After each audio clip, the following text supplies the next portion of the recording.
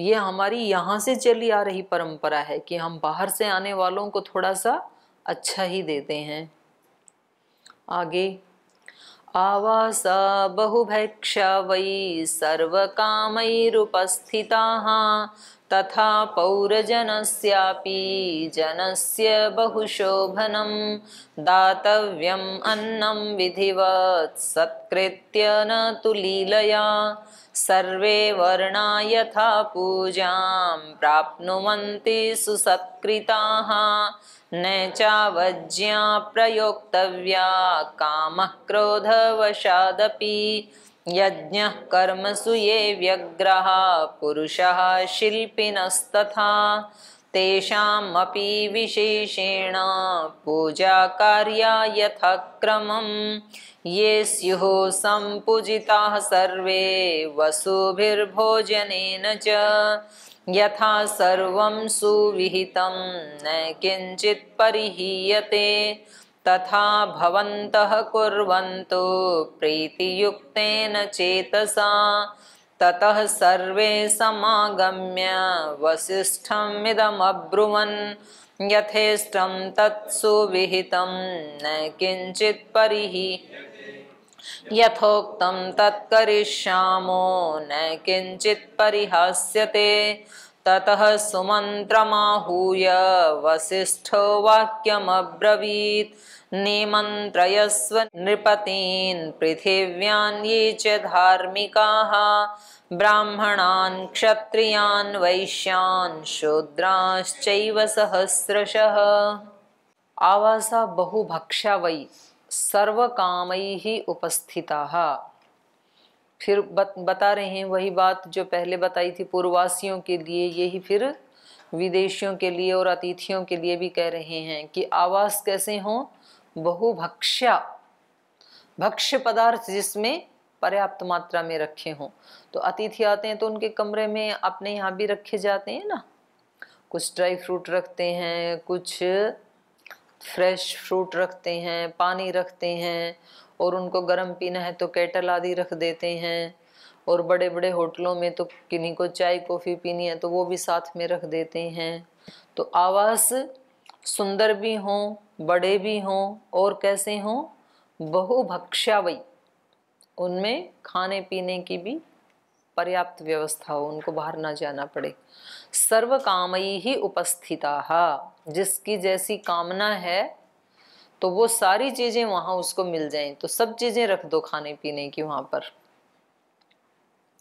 तथा पौरजनस्यापि, फिर याद दिला रहे हैं, जैसे विदेशियों के लिए सब व्यवस्था करेंगे रहने की और उन आवास में खाने पीने की, तथा पौरजनस्यापि, पुरुजन वालों के लिए भी, पुरी में रहने वाले जो व्यक्ति हैं, अपने जो लोकल लोग हैं उनके लिए भी।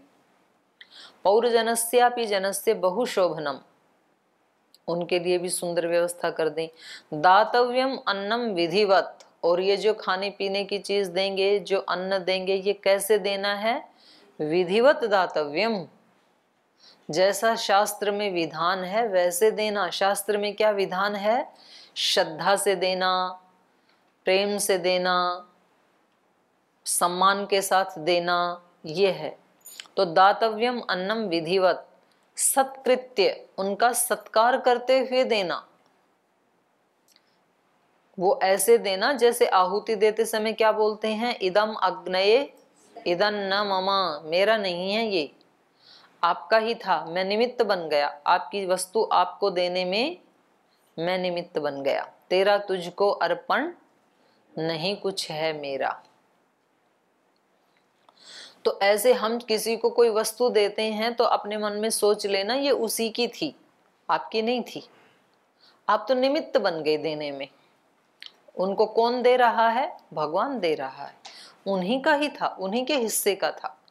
यहाँ पर जितने लोग भी अन्न खा रहे हैं वो सारा अन्न उन्हीं के हिस्से का ही है और वो भगवान ने भेजा है, उसमें हम निमित्त बन गए, देने वाला निमित्त बन गया, बस हमारा नहीं है वो। तो इसलिए कह रहे हैं दातव्यम अन्नम विधिवत, सत्कृत्य, सत्कार पूर्वक देना उनको। अपमान पूर्वक मत देना, क्योंकि अपमान पूर्वक देंगे तो आपने उनकी हत्या कर दी और वो फिर बदले में आपकी कर देंगे, तो दिया दिलाया सब बेकार। तो कभी कभी हम किसी को कोई वस्तु दे तो देते हैं, लेकिन इतने अहंकार में भर के देते हैं, अगले व्यक्ति को ऐसा मतलब बिल्कुल छोटा समझ के देते हैं कि वो लेने वाला व्यक्ति है ना, उसके मन में ये आता है भाई इससे अच्छा तो ये नहीं देता ना तो ठीक था। मतलब इतना अपमान करके दे रहा है तो उसके स्वाभिमान को ठेस लगती है। तो कभी किसी के स्वाभिमान को कुचलते हुए कोई वस्तु नहीं देनी चाहिए। ठीक है, कोई व्यक्ति गरीब है लेकिन स्वाभिमान तो है ना उसका भी। तो कभी कभी हम अपने नौकरों को कोई वस्तु देते हैं, अपने से छोटों को कोई देते हैं, अपने ड्राइवर आदि को देते हैं, तो फिर उनको देते तो हैं लेकिन कैसे देते हैं? अपमान पूर्वक। तो इससे फिर हमें पुण्य नहीं बल्कि उल्टा पाप लगेगा, क्योंकि हर व्यक्ति का स्वाभिमान है। हो सकता है आज आपके पास कुछ ज्यादा धन है, उसके पास कम है, क्या पता कल आपकी जगह वो आ जाए। तो ऐसे तो बहुत लोक में देखा जाता है। जो कभी किसी के घर में नौकर के रूप में काम करता था या गाड़ी चालक के रूप में काम करता था, उसका बच्चा कोई आईपीएस ऑफिसर बन गया, और जिस मालिक के यहाँ काम करता था उसका दिवालिया निकल गया। तो ये भी देखा कि उसने अपने मालिक को एक पुत्र की तरह से संभाला, उसकी सेवा की। उसके अपने पुत्र तो छोड़ गए दिवालिया निकलती, लेकिन जो नौकर था उसने कहा कि मेरे को यहाँ तक लाने में इस व्यक्ति का बड़ा सहयोग रहा है, तो वो अपने पिता की तरह उसका सम्मान करता है। ऐसे देखा जाता है कि नहीं लोक में। तो इसलिए कभी भी किसी व्यक्ति का अवमूल्यन नहीं करना चाहिए। अभी ठीक है, मैं आपको पढ़ा रही हूँ, क्लास में आप सब पढ़ रहे हैं, लेकिन पता नहीं आप में से कौन आत्मा कितनी महान निकले। तो कभी भी किसी को कोई चीज देते हुए, विद्या देते हुए, दान देते हुए, धन देते हुए, वस्त्र देते हुए, अन्न देते हुए, जल देते हुए, कोई भी वस्तु देते हुए कभी भी उसको अनादर पूर्वक नहीं देना चाहिए। सत्कृत्य, यहाँ पर महर्षि वशिष्ठ बड़ा स्ट्रिक्ट इनको निर्देश दे रहे हैं अपने कार्यकर्ताओं को कि उनको कोई वस्तु दोगे तो कैसे देना? सत्कार पूर्वक देना। पहले तो बता रहे हैं आवास अच्छे होने चाहिए, भोजन व्यवस्था अच्छी होनी चाहिए, पर्याप्त सब जगह सब कुछ मिलना चाहिए। और वो जो आप दे रहे हो वो भी घमंड में भर के मत देना कि देखो हम तो राजा हैं, हमने क्या व्यवस्था कर दी, हमारे जैसा कोई और कौन करके दिखाएगा, इस भावना से मत देना। बल्कि सत्कृत्य, सत्कार पूर्वक देना, न तो लीलया, लीला पूर्वक। लीला पूर्वक मतलब मखौल उड़ाते हुए, उनका मजाक करते हुए, अपमान करते हुए, ऐसे मत देना। तो कितनी छोटी छोटी शिक्षाएं दे रही है रामायण हमें, छोटे छोटे लोक व्यवहार भी हमें सिखा रही है रामायण। और आज भी श्रद्धेय स्वामी जी महाराज ने बोला कि छोटी छोटी चीजों को ठीक करने से बड़ी बड़ी उपलब्धियां होती हैं जीवन में। जीवन में बड़ी उपलब्धि एकदम से नहीं आती है। आज जो पतंजलि के पास, श्रद्धेय स्वामी जी महाराज के पास जो उपलब्धि है इतनी बड़ी, वो ऐसे एकदम में से थोड़ी है कहीं आकाश से टपक गई। उन्होंने अपने छोटे छोटे कार्यों को कैसे किया? पूरी श्रद्धा पूर्वक, पूरी भक्ति पूर्वक, पूरी निष्ठा से, प्रीति से। तो यहाँ पर इनका जो राज्य इतना समृद्ध है, सब लोग इतने अच्छे हैं, सब लोग विद्वान हैं, गुरुजन भी एक व्यवस्था, यज्ञ की व्यवस्था को, सेवा को देखने के लिए नेतृत्व कर रहे हैं इतनी जिम्मेदारी से, इतने विद्वान होते हुए भी। और इतने विद्वान होते हुए भी एक एक चीज को देख रहे हैं, निर्देश दे रहे हैं। मतलब महर्षि वशिष्ठ ये भी ध्यान रख रहे हैं कि हाथी घोड़े कहाँ रहेंगे, पार्किंग कहाँ होगी, भोजन कहाँ होगा, किस प्रकार का होगा, देने वालों को कहीं अहंकार घमंड तो नहीं आ जाएगा, कहीं ये उनका अपमान तो नहीं कर देंगे। क्योंकि व्यक्ति अपना जब उसके पास कुछ आ जाता है ना, तो फिर वो थोड़े से को ही लेकर के और उसमें इतराने लगता है, अनंत की कामना नहीं करता है।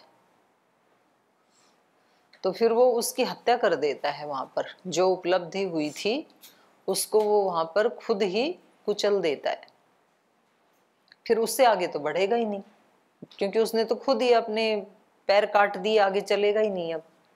तो बोलते हैं ना, अपने हाथों अपने पैरों पे कुल्हाड़ी मारना। तो कुल्हाड़ी कोई लोहे वाली तो उठा के मारता नहीं है, यही कुल्हाड़ी मारना है कि किसी भी फील्ड में आपको थोड़ी उपलब्धि हुई और फिर आपने अनंत को पाने की कोशिश ही नहीं की, आप वहीं पर ही गोल घूम गए। फिर तो अनंत मिलता किसको है? जो उसको सहज आता है, सुख को सहन कर लेता है। जो व्यक्ति को सुख भी सहन नहीं होता, दुख तो नहीं ही होता, और जो सुख को सहन कर लेता है वो दुख को भी कर लेता है। सुख को सहन करना क्या है? सब कुछ होते हुए भी व्यक्ति कैसे जिए? इदं न मम, इस भाव में, ये मेरा नहीं है, भगवान का है, इन सब का है। जैसे श्रद्धेय स्वामी जी महाराज जीते हैं, सब कुछ है लेकिन कैसे जीते हैं वो? इदं न मम के भाव में। एक चटाई बिछा के, ऐसे साधारण सा खाना खा के, इस तरह से। तो ये कह रहे हैं दातव्यम अन्नम विधिवत सत्कृत्य न तो लीलया। बड़े जागरूक है महर्षि वशिष्ठ। छोटी छोटी व्यवस्थाओं का भी इनको ध्यान है कि ये सब लोगों को जो मैं बता रहा हूं ये सारी व्यवस्थाएं तो कर देंगे, लेकिन कहीं ऐसा ना हो कि उन व्यवस्थाओं को करते हुए इनके भाव ऊंचे ना रहें, तो भी सारी व्यवस्था बेकार। उन व्यवस्थाओं को करते हुए इनके भाव भी कैसे होने चाहिए? उच्च भाव होने चाहिए, दिव्य भाव होने चाहिए, सेवा का भाव होना चाहिए, विनम्रता का भाव होना चाहिए, तब कहीं जाकर के यज्ञ पूरा होगा। अश्वमेध यज्ञ कब पूरा होगा? छोटी से छोटी व्यवस्था भी जब दिव्यता के साथ की जाएगी, किसी को अन्न दे रहे हैं, आवास दे रहे हैं, गौशाला बना रहे हैं, घुड़शाला बना रहे हैं, हाथी के लिए रहने का स्थान बना रहे हैं, सब व्यवस्थाएं दे रहे हैं, लेकिन वो सब कैसे दे रहे हैं? श्रद्धा भक्ति पूर्वक। तो देखो नेतृत्व करने वाले व्यक्ति की कितनी बड़ी जिम्मेदारी है, ये भी पता लग रहा है। नेतृत्व करने वाले व्यक्ति को छोटी से छोटी, बारीक से बारीक व्यवस्था के बारे में पहले से योजना बना के रखनी चाहिए। नहीं तो कई बार हमने देखा बहुत बड़ा सा कोई फंक्शन है और बहुत सुंदर सा मंच है, बहुत बड़ा सा हॉल है, और पता लगा कि जब अतिथि आ गए ना, तो मुख्य अतिथि आने के बाद बोले अब शुरू कौन करेगा, तो इधर उधर घूम रहे हैं कि मंच संचालन कौन करेगा, इनको बुक्का कौन देगा, शुरुआत कैसे की जाए, कार्यक्रम की लिस्ट कहाँ है। फिर इधर उधर अफरा तफरी मचती है, क्योंकि जिस व्यक्ति को व्यवस्था करनी थी वो व्यक्ति जागरूक नहीं था। उसको छोटी से छोटी, जैसे यहाँ पर प्राइम मिनिस्टर आए पहली बार, जब पहली बार तो नहीं, मतलब प्राइम मिनिस्टर बनने के बाद पहली बार जब आई, तो यहाँ से जो प्रशासन के लोग हैं तो वो लोग आके हमारे से पूछते थे, बोल जी पहले व्यवस्थाएं दिखाओ। तो उनको बता दी भाई ये व्यवस्था है, ये मंच है, ये कुर्सियां, यहाँ आके बैठेंगे। बोले नहीं ऐसे नहीं, आपको हमारे साथ बैठना पड़ेगा, पहले आप आधा घंटा हमारे साथ बैठो। उनके साथ बैठे तो फिर बता रहे हैं कि आप ऐसे सोचो कि आ गए हैं मोदी जी, मंच पे आ गए, अब सबसे पहले क्या करेंगे। तो फिर हमने उनको बताया सबसे पहले सब लोग खड़े होकर ओम का उच्चारण करेंगे। बोलिए उच्चारण कितनी देर होगा? बोलिए उच्चारण 30 सेकेंड होगा। तो उन्होंने लिख लिया 30 सेकेंड चैंटिंग ऑफ ओंकार। फिर उसके बाद क्या करेंगे? फिर उसके बाद ये व्यक्ति 2 मिनट बोलेंगे, मंच संचालन करने वाले क्या बोलेंगे वो भी उनको देना पड़ता है। फिर ये बोल लिए, फिर बुक्के पकड़ाएंगे, उसके बाद उनको पुष्प गुच्छ देंगे। कौन कौन देंगे, कहाँ से उठा के लाएंगे? बोले वहाँ कोने में रखे रहेंगे, वहाँ से उठा के यहाँ ला के देंगे। तो यहाँ से यहाँ तक आने में कितनी देर लगेगी? कहीं ऐसा ना हो कि वो हालता टहलता आए और उसी में 1.5 मिनट ले जाए। तो बता रहे वहाँ से यहाँ आने में 30 सेकंड लगने चाहिए। तो इसलिए पहले से ही तय है, जो देंगे उनको पता है कि आपको कैसे आना है, तेज स्पीड से आना है। फिर जो दूसरा आएगा वो पहले वाले की कितनी पीछे रहेगा, ये देने वाला देते समय कितनी देर रुकेगा उनके पास। पता लगे कि वो देख करके वहां खड़ा है, फोटो खिंचवाने के लिए रिकॉर्डिंग करवा रहा है, उसी में 1 मिनट लग गया। ऐसे भी करते हैं लोग, मंच पे महाराज जी से आएंगे आशीर्वाद लेने, और आशीर्वाद ले लिया और फिर बगल में खड़े हो गए ऐसे आराम से। तो उसको कहना पड़ता है कि जाओ अब बैठो विराजो। तो भाई ये कितनी देर में दे के आगे बढ़ जाएंगे? बोलिए 10 सेकंड में। तो ऐसे बड़े कार्यक्रमों में छोटी से छोटी व्यवस्था को भी पहले से ही उसका अभ्यास करना होता है और लिखना पड़ता है, योजना बनानी पड़ती है, तो फिर कार्यक्रम सक्सेस होता है। चलो उनकी तो ड्यूटी है, उनकी नौकरी है, उस कार्यक्रम में अगर छोटी भी कहीं त्रुटि हो गई तो उनकी तो नौकरी चली जाएगी, इसलिए वो इतने अलर्ट हैं। लेकिन हमें अपने संस्थान में, अपने घर में, हमारी तो भगवान ने नौकरी, भगवान की ड्यूटी है हमारी, उनकी तो पैसे के लिए ड्यूटी है, तो कुछ पैसे ही कटेंगे, लेकिन हमारी तो संस्कारों की ड्यूटी है, हमारे तो संस्कार और हमारा तो भाग्य ही कट जाएगा, हमारा तो कर्माशय कट जाएगा, हमारा तो लक्ष्य ही कट जाएगा।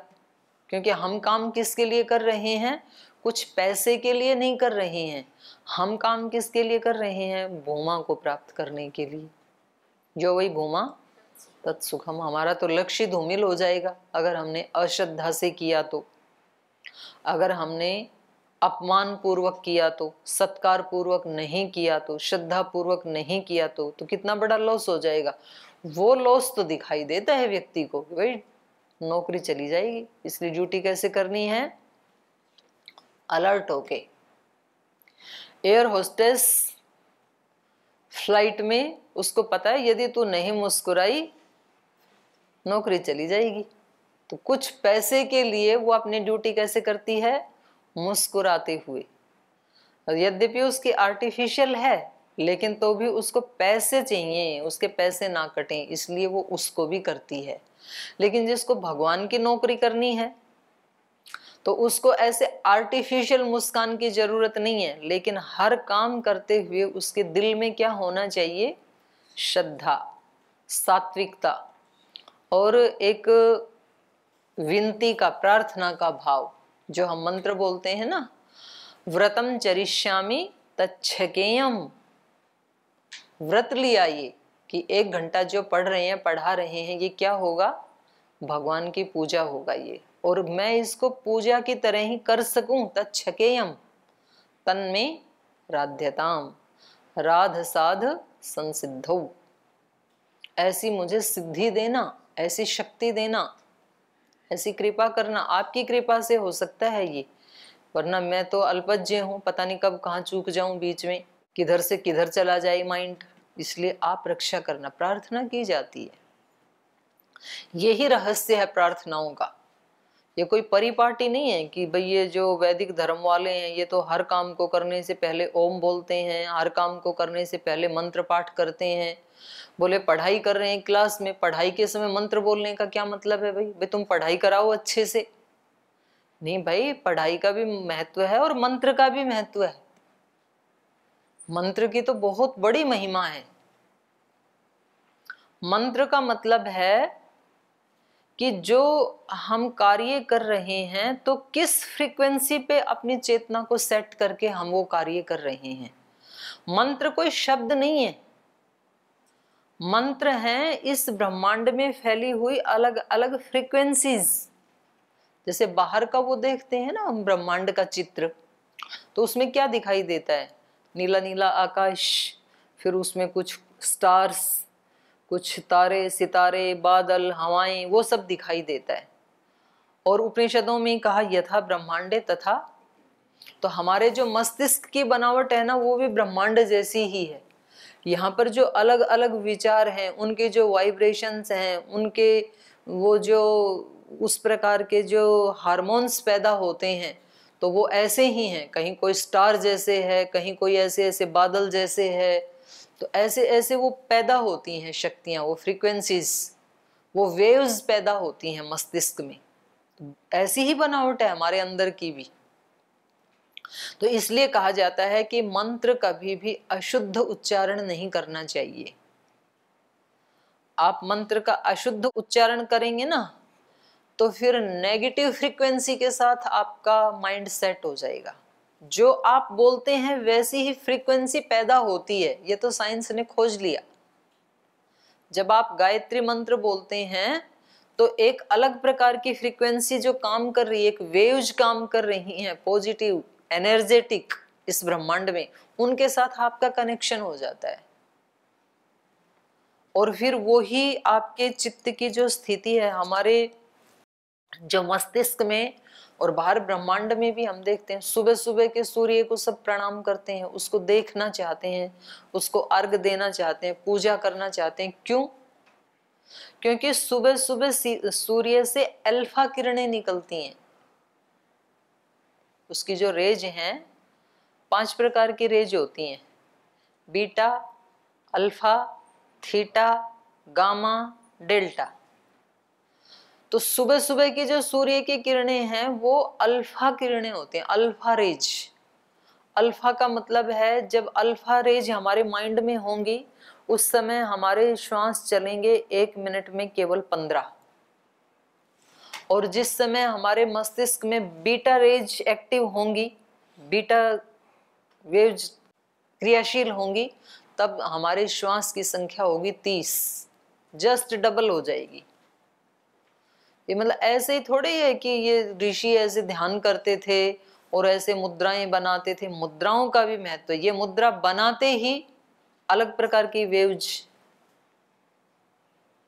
अलग प्रकार की शक्तियां एक्टिवेट हो जाती हैं शरीर में। जैसे ही ध्यान मुद्रा आपने बनाई, जैसे ही आप बिल्कुल सीधे बैठे इस पोज में, मतलब उसमें थोड़ा सा भी सूत जितना भी गर्दन कमर का थोड़ी भी ऐसे है ना गर्दन, तो भी आपका कनेक्शन नहीं जुड़ेगा। थोड़ी भी ऐसे है तो भी नहीं होगा, थोड़ी भी ऐसे है तो भी नहीं होगा। बिल्कुल बिल्कुल सीधी रेखा में एकदम 90 डिग्री का एंगल। तो वहां पर सूर्य अस्त होता है तो उसको नहीं देखना चाहिए। क्यों नहीं देखना चाहिए? क्योंकि उस समय बीटा रेज निकलती हैं और वो हमारे चित्त को डाउन करती हैं, निराशा के हार्मोन्स पैदा कर देंगी, आलस्य प्रमाद के कर देंगे। इसलिए अस्त होते हुए कि कोई भी पूजा नहीं करता है। तो ऐसे ही हमारे माइंड से भी निकलती हैं। जैसे ही आपने गायत्री मंत्र बोला और बिल्कुल शुद्ध शुद्ध बोला, इसलिए मैं बोलती हूँ कई बार गायत्री मंत्र बोलते समय ना धियो यो न प्रचोदयात ऐसे बोल देते हैं। नह को न बोलते ही अर्थ बिल्कुल उल्टा ही हो जाएगा। तो आप बिल्कुल एक नेगेटिव फ्रीक्वेंसी के साथ सेट हो जाएंगे। तो मंत्र का मतलब ये नहीं होता है कि जी हमने इतनी आहुतियां देनी है, इतने हम मंत्र पाठ करेंगे तो फिर पता नहीं हमें कौन सी शक्ति, गायत्री शक्ति मिल जाएगी। तो उसमें संख्या का महत्व नहीं है। संख्या का महत्व है, लेकिन वो संख्या किस भाव से और कैसा उच्चारण कर रहे हैं उस पर डिपेंड करती है। अगर अशुद्ध उच्चारण कर रहे हैं तो भले ही आपने लाखों करोड़ मंत्रों से आहुतियां दी तो भी आपको फल नहीं मिलेगा। और भले ही आपने उच्चारण तो ठीक किया लेकिन भाव आपका तज्जपस तदर्थ भावनम, जो बोल रहे हैं उसके साथ भाव नहीं जुड़ा हुआ था, भाव कुछ और चल रहा था चित्त में। भाव ये चल रहा था कि हमारे जैसा सुंदर यज्ञ कौन कर सकता है, तो ये तो अहंकार का भाव है, तो भी आपको फल नहीं मिलेगा। इसलिए बड़े साइंटिफिक थे हमारे ऋषि। महर्षि पतंजलि ने जो बोला ना तज्जपस तदर्थ भावनम, वो ऐसे नहीं कि उनको अंदर से कोई ऐसी इंटेंशन हुई और उन्होंने लिख दिया। नहीं, वो लाखों लोगों के ऊपर रिसर्च किया पहले उन्होंने कि ऐसा बोलते हुए जिन लोगों ने ऐसी भावना बनाई तो ऐसा रिजल्ट है, जिन लोगों ने ऐसा ही बोलते हुए ऐसी भावना नहीं बनाई तो रिजल्ट ये आया। ऐसे बहुत लोगों के ऊपर रिसर्च किया तब उन्होंने लिखा और तब उनके ग्रंथ को प्रामाणिक माना गया। आज भी जो बोलते हैं ना भाई कोरोनिल को हम कैसे स्वीकार करें, तो बोले भाई इसके ऊपर आपने कुछ वो ट्रायल किया है क्या? नहीं, एविडेंस है कि नहीं, एविडेंस बेस्ड। तो उस समय भी ये ऋषियों को ऐसे स्वीकार नहीं कर लेते थे कि कोई कुछ भी लिख दे फिर तो, और वो बोले कि मैं तो ऋषि हूं, मैंने ऐसा समाधि में देखा है। तो कौन मानेगा? अब इस बात का निर्णय कौन करे कि ये व्यक्ति ऋषि है और ये ऋषि नहीं है? ये ऐसे ही गपोड़े मार रहा है और इसकी बात प्रामाणिक है, ये कैसे पता लगेगा? जब उसका एक्सपेरिमेंट करेंगे। जो वो व्यक्ति कह रहा है उसके ऊपर लाखों लोगों को के ऊपर उसका एक्सपेरिमेंट किया जाएगा, फिर उसमें वो सत्य सिद्ध होगा तो उसकी बात को प्रामाणिक माना जाएगा। नहीं तो हर कोई व्यक्ति कह दे मैं भी ऋषि हूं,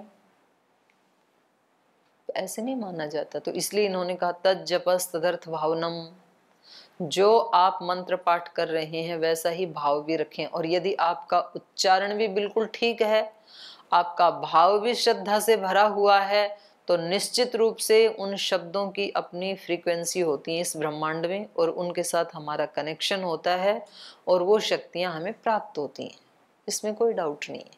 तो मंत्र बहुत बड़ी शक्ति है।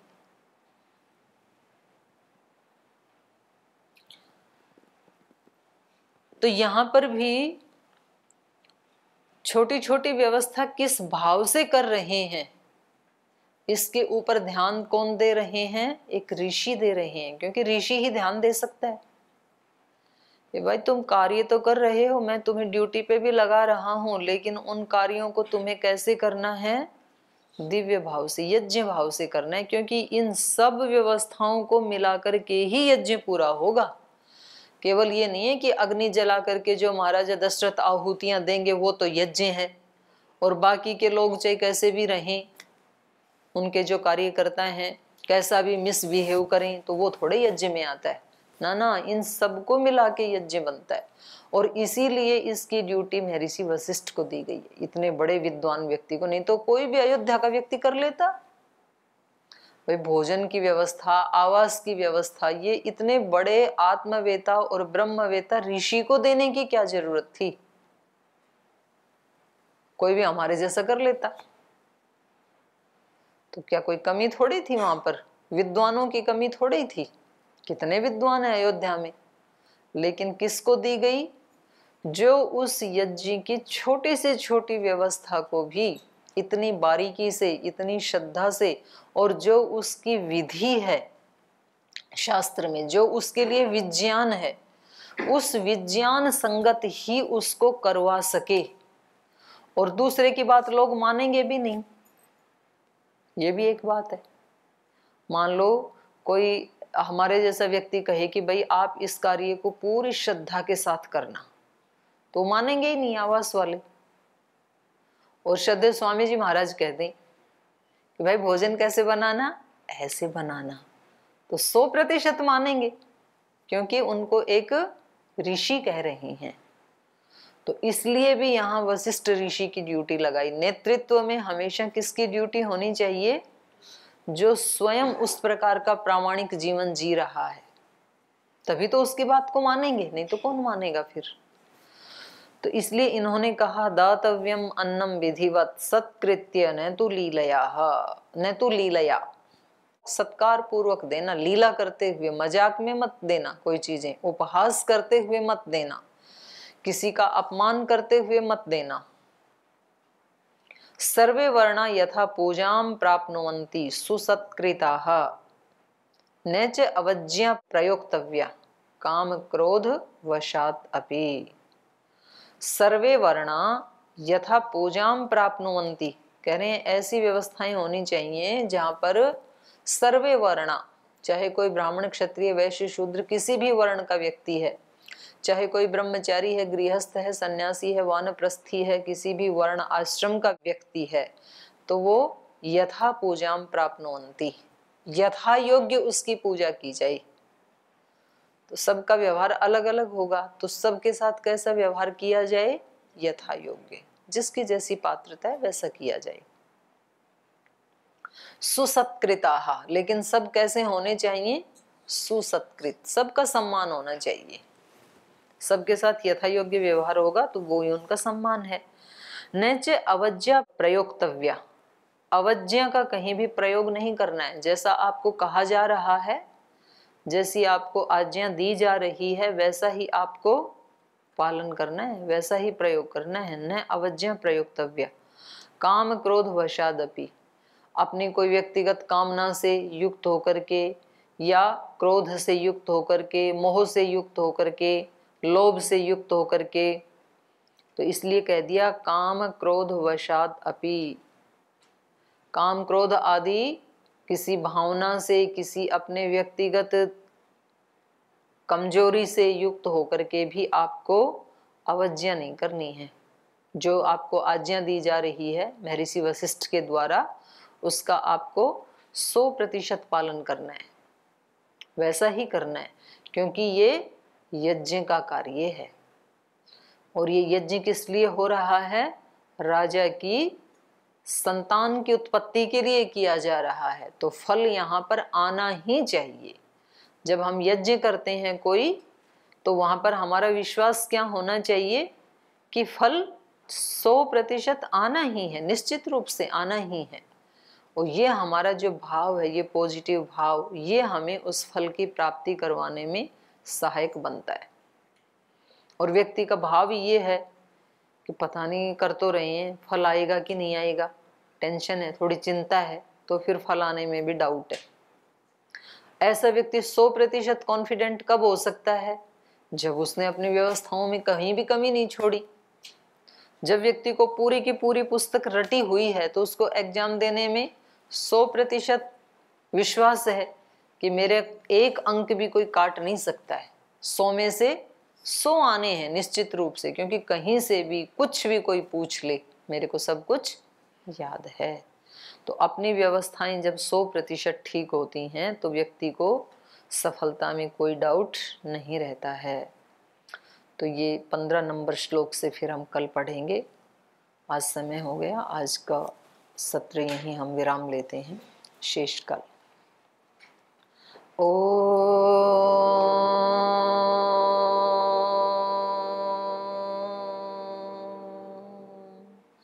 शांति शांति शांति। श्री गुरुभ्यो नमः।